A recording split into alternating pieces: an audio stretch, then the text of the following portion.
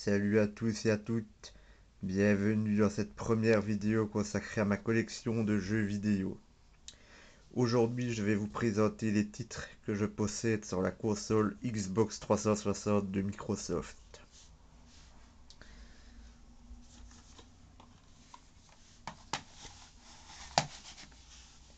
Premier titre, Ken et Lynch, Hitman. Pour moi, de beaux jeux, des TPS, mettant en scène deux bandits assez déjantés, atmosphère de film de gangster à la Michael Mann. Pour moi, très beau jeu. J'aime beaucoup les Ken et Lynch. J'ai pris beaucoup de plaisir à les faire et je les refais très souvent. Alan Wake, thriller paranormal dans la veine d'un roman de Stephen King. Survival horror, très beau jeu. J'attends la suite avec impatience. Remedy avait prévu de faire une suite et j'espère qu'elle arrivera bientôt. Sur Xbox One, certainement. Alan Wake.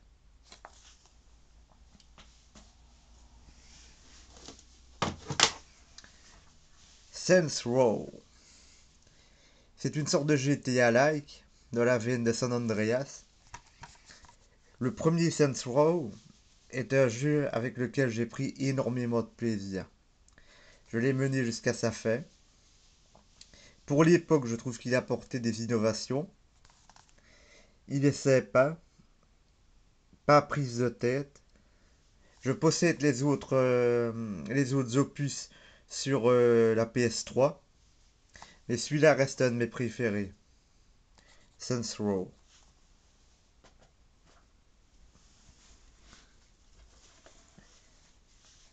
Ça, c'est du lourd. L.A. Noire, l'édition intégrale de Rockstar Games. C'est une histoire d'enquête policière. Vous gérez la carrière d'un policier, Goldfeld, à partir du moment où il est dans la police en uniforme jusqu'à ce qu'il rejoigne le rang d'inspecteur. C'est un très beau jeu. Vous enquêtez sur des affaires de meurtre en série, de corruption. Un très beau jeu, très bien scénarisé, une bonne jouabilité. J'ai adoré L.A. Noire. Franchement, aussi le système d'interrogatoire avec les mimiques du visage pour pouvoir déterminer le mensonge de la vérité. J'ai adoré ce jeu. L.A. Noire, je vous le recommande les yeux fermés.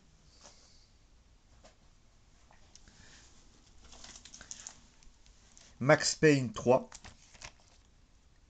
Je ne l'ai pas, j'y ai pas encore joué, mais les vidéos que j'en ai vues m'ont tout de suite attiré et je pense le faire très bientôt. J'ai jamais joué à Max Payne, mais celui-là m'attire pas mal.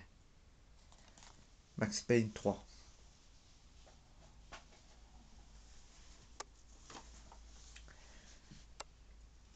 Two World. Celui-là, je l'ai fait de A à Z. C'est un RPG euh, assez mal optimisé sur 360, des graphismes dépassés, une jouabilité old school, mais sincèrement, je me suis bien amusé. Je me suis bien amusé, j'ai mené l'aventure de cet homme, ce héros, qui recherche sa sœur au milieu d'une guerre opposant les humains et les orques. J'ai aimé ce jeu. J'ai joué à sa suite aussi. Je la possède sur PS3.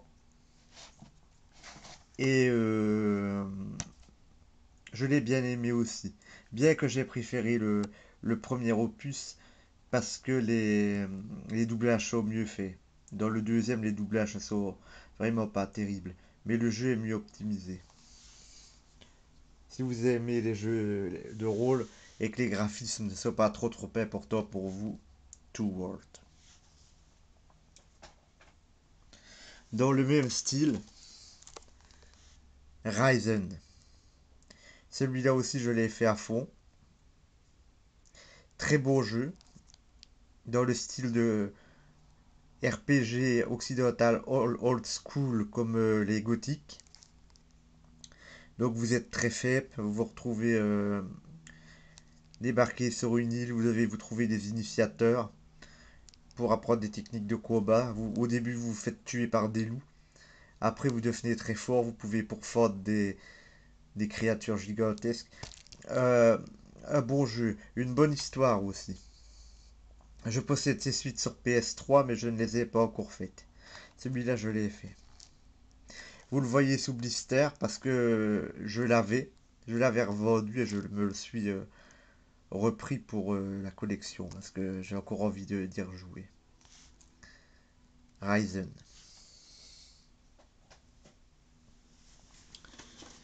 Le suivant, c'est Gothic Arcania. C'est un petit jeu sans aucune prétention. Plutôt, il était vendu comme un jeu de RPG, mais pour moi, c'est pas un RPG, c'est plutôt un petit jeu d'action-aventure avec des petits éléments de RPG. L'histoire n'est pas très intéressante. Il y a des beaux moments, mais ils sont rares. Euh, pour moi, c'est un jeu peu inspiré. On peut y passer des petits moments agréables, mais sans plus. Je l'ai eu pour pas très cher, donc on ne va pas se plaindre. Gothic Arcania.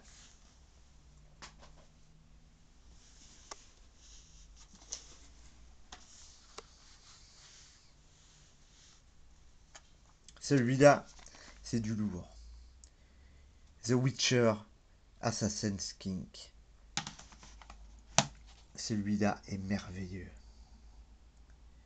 C'est un super jeu, un super RPG. Je n'avais pas fait le premier sur PC parce que je ne suis pas un joueur PC. Je ne suis plus un joueur PC. Je l'ai été dans le passé, mais je ne le suis plus du tout. Et ce Witcher, Assassin's King, est un RPG magnifique. Il permet de prendre des décisions qui changent l'univers dans lequel on évolue. C'est un très beau jeu. J'ai déjà précommandé sur Amazon sa suite, sur PS4, et je l'attends avec grande impatience. Celui-là est excellent, et je ne peux que vous le recommander. Si vous aimez les RPG, celui-là, il est en haut du panier, quoi. Très beau jeu, Witcher de Assassin's Creed. Là, j'ai une série que j'aime beaucoup, qui est très chère à mon cœur, c'est les Fables. Très connue, la série d'action, aventure, RPG de Peter Molineux. Je les ai fait dans le désordre, en fait, j'ai connu d'abord Fable 2, puis Fable 3, et dernièrement j'ai joué Fable 1, qui est extraordinaire, il est vraiment très très bien celui-là. Le 2 il est bien, le 3 il est très très bien aussi. Je les aime tous en fait. Ils savent tous renouveler l'expérience en faisant voyager à des époques différentes. Là c'est une sorte de Moyen Âge féerique. Là on a déjà des armes à feu rudimentaires. Là c'est des genres de pistolets pirates. C'est vraiment très très bien et les trois histoires sont différentes. J'aime beaucoup les fables et j'attends avec grande impatience le nouveau Fable Légende, qui est annoncé sur Xbox One.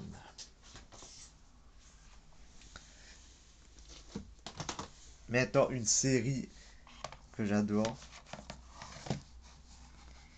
les Dead Rising. Le 1 est super. Le 1, c'est vraiment un bac à sable où on s'amuse bien. Franchement, c'est un superbe jeu. C'est un des premiers jeux que j'ai eu sur Xbox.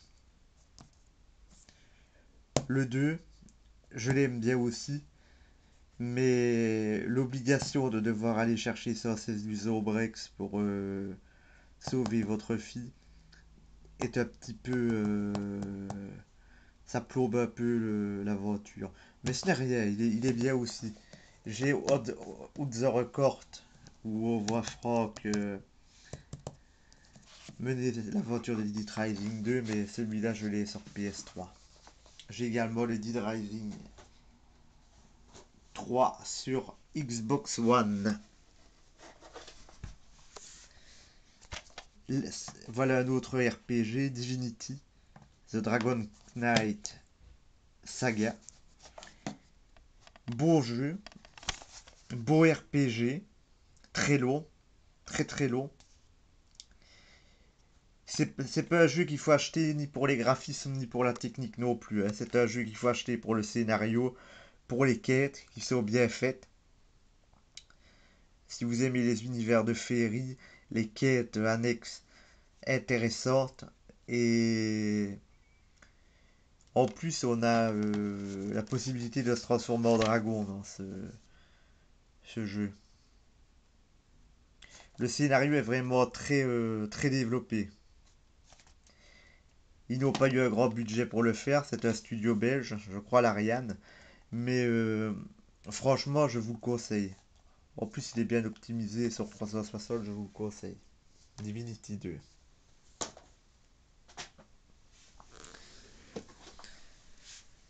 Ça c'est Saw, euh, Survival Horror Puzzle Game. J'aime bien son ambiance lourde, son ambiance malsaine et macabre. Mais je trouve que, ouais, techniquement, il est à la ramasse. Des fois, certaines épreuves sont exagérées en difficulté. Mais voilà, pour moi, ce n'est pas le nanar descendu par la presse spécialisée. Pour moi, c'est quand même un jeu plaisant, surtout quand il a été acheté à petit prix. Je dispose également de sa suite SAO 2, mais sur PS3. Ça, Call of Duty, je ne saurais rien vous en dire parce que je l'ai eu gratuit avec la console. Donc, je n'y ai pas encore joué. Je n'aime pas trop, je ne joue pas en multi. Et les Call of Duty ne m'ont jamais attiré, mais voilà, je l'ai eu gratuit, je le garde.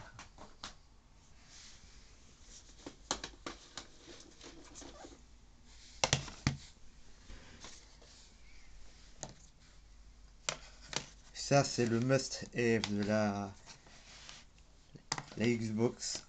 C'est Gear of War, j'adore ça. TPS, où on guide des héros musclés, bourrés d'hormones.